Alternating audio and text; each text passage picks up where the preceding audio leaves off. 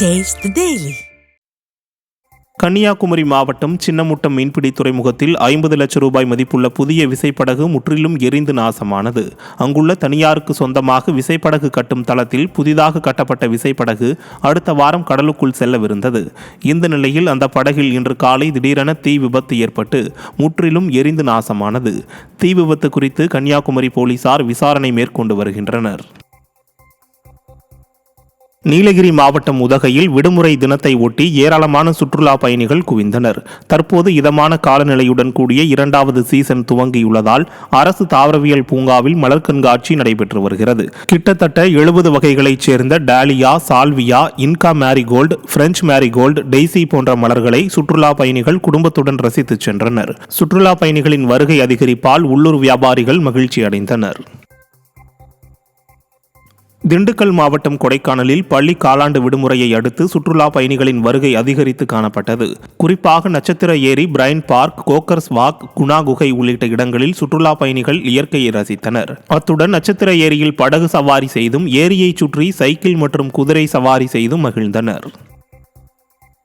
சிவகங்கையில் அம்மன் கோவில் திருவிழாவை முன்னிட்டு மாட்டு வண்டி பந்தயம் கோலாகலமாக நடைபெற்றது. பெரிய மாடு, நடுமாடு, சிறிய மாடு என 3 பிரிவுகளாக நடத்தப்பட்ட இந்த பந்தயத்தில் மதுரை, புதுக்கோட்டை, ராமநாதபுரம் உள்ளிட்ட பல்வேறு மாவட்டங்களைச் சேர்ந்த 40 ஜோடி மாடுகள் பங்கேற்றன. விறுவிறுப்பாக நடைபெற்ற இப்போட்டியில் மாடுகள் ஒன்றை ஒன்று முந்திக் கொண்டு சீறி பாய்ந்து சென்றதை சாலையின் இருபுறங்களிலும் நின்று பொதுமக்கள் உற்சாகமாக கண்டு ரசித்தனர். திண்டுக்கல் மாநகராட்சி அலுவலகம் முன்பு பல்வேறு கோரிக்கைகளை வலியுறுத்தி தமிழ்நாடு பணியாளர் சங்கத்தினர் ஆர்ப்பாட்டத்தில் ஈடுபட்டனர். பெண் ஊழியர்களை இழிவுபடுத்தும் அரசு அதிகாரிகள் மீது நடவடிக்கை எடுக்க வேண்டும், சமவேளைக்கு சம ஊதியம் வழங்க வேண்டும் உள்ளிட்ட 20 அம்ச கோரிக்கைகளை வலியுறுத்தி நடைபெற்ற ஆர்ப்பாட்டத்தில் 500க்கும் மேற்பட்டோர் கலந்து கொண்டு கண்டன கோஷங்களை எழுப்பினர்.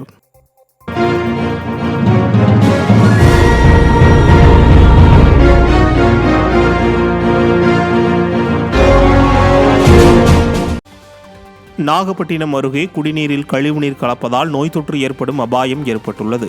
கடந்த ஜூலை மாதம் நாகப்பட்டினம் நகராட்சிக்குட்பட்ட பால்பண்ணைச்சேரி பழைய நாகூர் சாலையில் கொள்ளிடம் கூட்டு குடிநீர் திட்ட குழாய்களில் குடிநீர் வடிகால் வாரியம் பராமரிப்பு பணிகளை மேற்கொண்டது.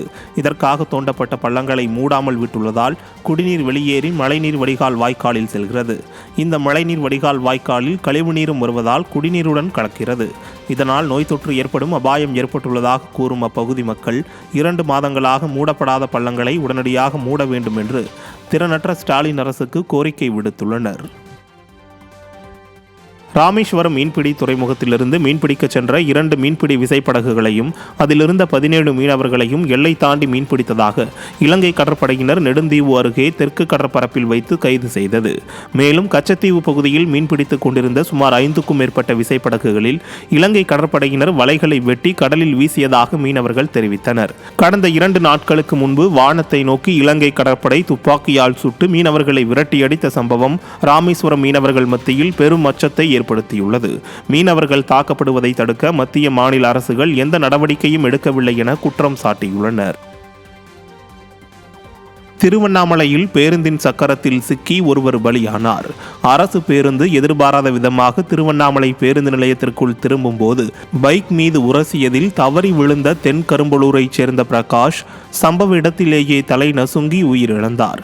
தகவல் அறிந்த திருவண்ணாமலை கிழக்கு போலீசார் பிரகாஷின் உடலை மீட்டு அரசு மருத்துவமனைக்கு அனுப்பி வைத்து விசாரணை நடத்தி வருகின்றனர். பொம்மை முதல்வர் ஸ்டாலின் ஆட்சியில் தரமற்ற பேருந்துகளை தகுதியற்ற ஓட்டுநர்கள் இயக்குவதே இதுபோன்ற விபத்துகளுக்கு காரணம் என பொதுமக்கள் வேதனை தெரிவித்துள்ளனர். ஏழைகளின் ஊட்டி என்று அழைக்கப்படும் ஏற்காட்டில் வார விடுமுறையொட்டி ஏராளமான சுற்றுலா பயணிகள் குவிந்துள்ளனர். ஏற்காட்டின் முக்கிய அருவியான கிளியூர் அருவியில் குவிந்துள்ள சுற்றுலா பயணிகள் கொட்டும் நீரில் குளித்தும் புகைப்படம் எடுத்தும் மகிழ்ந்து வருகின்றனர். சுற்றுலா பயணிகளின் வருகையால் முக்கிய சாலையில் போக்குவரத்து நெரிசல் ஏற்பட்டுள்ளது. திருவாரூர் மாவட்டத்தில் பயிர் காப்பீடு வழங்குவதில் குளறுபடி ஏற்பட்டுள்ளதாக விவசாயிகள் குற்றம் சாட்டுகின்றனர். 400க்கும் மேற்பட்ட வருவாய் கிராமங்களில் 240 கிராமங்களுக்கு மட்டுமே எள் பயிருக்கு காப்பீடு வழங்கப்பட்டுள்ளது என்றும் அதிக அளவில் நெல் பயிரிடப்படும் 70 கிராமங்களுக்கு மட்டுமே காப்பீடு வழங்கப்பட்டுள்ளது எனவும் விவசாயிகள் தெரிவிக்கின்றனர். பயிரிடப்படாத எள்ளுக்கு பயிரிட்டதாக தவறான முறையில் பயிர் காப்பீடு வழங்கப்பட்டுள்ளது எனவும் விவசாயிகள் குற்றம் சாட்டுகின்றனர். கும்பகோணம் ரயில் நிலையம் அருகே பழுது நீக்க வந்த ஆட்டோவும் ஆம்னி காரும் எரிந்து சேதமடைந்தது. வள்ளுவர் தெருவில் பழுது நீக்குவதற்காக வந்த ஆட்டோ மற்றும் ஆம்னி காரும் டிரான்ஸ்பார்மர் அருகே நிறுத்தி வைக்கப்பட்டிருந்தது. இந்த நிலையில் திடீரென காரும் ஆட்டோவும் எரிய தொடங்கி தீ விரைவாக பரவியது. தகவல் அறிந்து வந்த தீயணைப்பு படை வீரர்கள் தீயை அணைத்தனர். தீ விபத்து குறித்து போலீசார் விசாரணை நடத்தி வருகின்றனர்.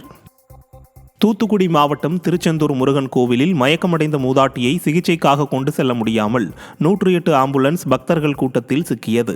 திருச்செந்தூர் அருள்மிகு சுப்பிரமணிய சுவாமி திருக்கோயிலில் செங்கல்பட்டு மாவட்டத்தைச் சேர்ந்த கிரிஜா என்ற மூதாட்டி தரிசன வரிசையில் நீண்ட நேரமாக காத்து நின்றபோது திடீரென மூச்சு திணறல் ஏற்பட்டு மயக்கமடைந்தார். அப்போது மூதாட்டியை சிகிச்சைக்காக கொண்டு செல்ல முடியாமல் 108 ஆம்புலன்ஸ் பக்தர்கள் கூட்டத்தில் சிக்கியது.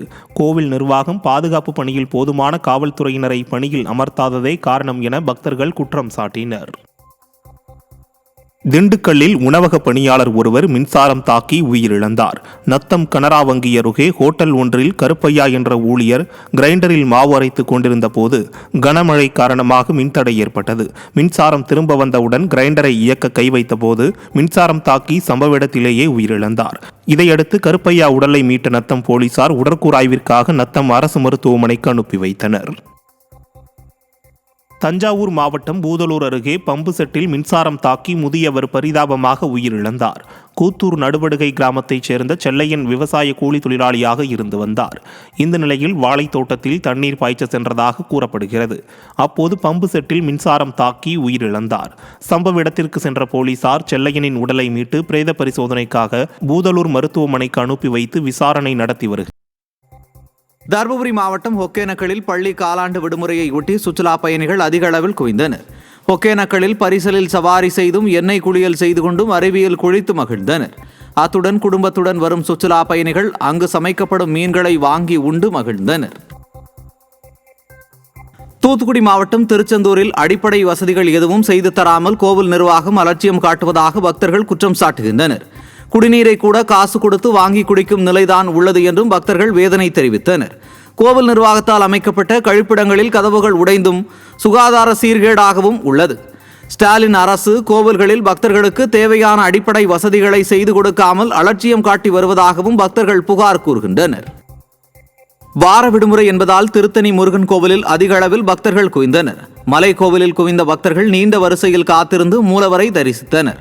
கோவில் நிர்வாகம் மூலம் இயக்கப்பட்ட 2 பேட்டரி காரில் ஒரு கார் பழுதடைந்திருப்பதால் மாற்றுத்திறனாளிகள் நீண்ட நேரம் காத்திருக்கும் நிலை ஏற்பட்டுள்ளது. பக்தர்கள் நலன் கருதி பழுதடைந்த காரை சீரமைக்க வேண்டும் என்று திறனற்ற ஸ்டாலின் அரசுக்கு கோரிக்கை விடுத்துள்ளனர்.